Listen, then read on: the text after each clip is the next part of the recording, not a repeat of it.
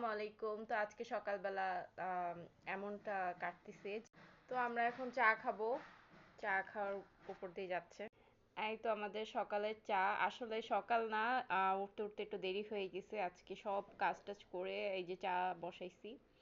আর এটা হচ্ছে কফির মগে খাচ্ছি আমরা। চাটা অনেক ইয়াম্মি হয়েছে, অনেক ভালো লাগে সকাল সকাল উঠে। কে চা পছন্দ করে? আর এখন সকাল না, এখন আজানও দিয়ে দিছে, দেরি হয়ে গেছে আজকে উঠতে। তো কারা কারা চা পছন্দ করেন অবশ্যই জানাবেন। আহ, এটা হচ্ছে কফি মগ। আর কফি মগে আমি চা খাচ্ছি কারণ চার যে মগটা, ওটার ভিতরে যেইটা ওটা ধরতে আমার একটু প্রবলেম হয়। তো আমি ভাবতেছি আরো দুইটা সুন্দর চার মগ কিনবো, যেন একটু রিল্যাক্সলি খাওয়া যায়। আর এই তো হচ্ছে সকাল। এই তো আমার পুটুটা সকালবেলা উঠে গেছি। সবাইকে বলো আসসালামু আলাইকুম। সবাই কেমন আছেন? নিশ্চয়ই ভালো।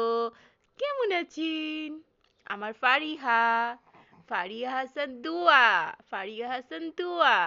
এই তো আমার বড় মেয়েও খাচ্ছে ওর গ্লাসে। গ্লাস। তুমি বলবা তোমার গ্লাস এটা। এটা কার গ্লাস? বলো। এটা আমার। আমার আমার গ্লাস। তো তুমি চাটার মুখ থেকে সরাই একটু চেহারাটা দেখাও। সবাইকে সালাম দিলা না? আসসালামু আলাইকুম। আপনারা আবার বলো কেমন আছেন? কেমন আছেন আপনারা? ভালো আছেন? আশা করি আপনারা ভালো আছেন। আর আমার ছোট একটা মিনি ব্লগ, মানে আমি যে বানালাম, তো আপনাদের কাছে কেমন লাগছে অবশ্যই একটা কমেন্ট করে জানাবেন। ওকে, থ্যাংক ইউ।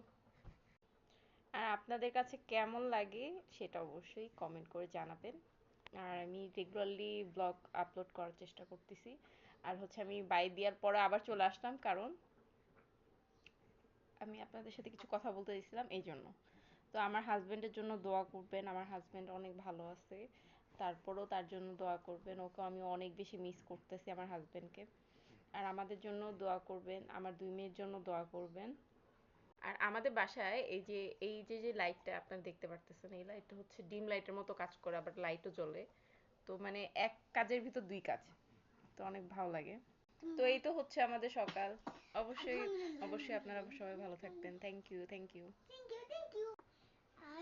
সবাইকে টাটা দিয়ে দাও। Tata tata tata.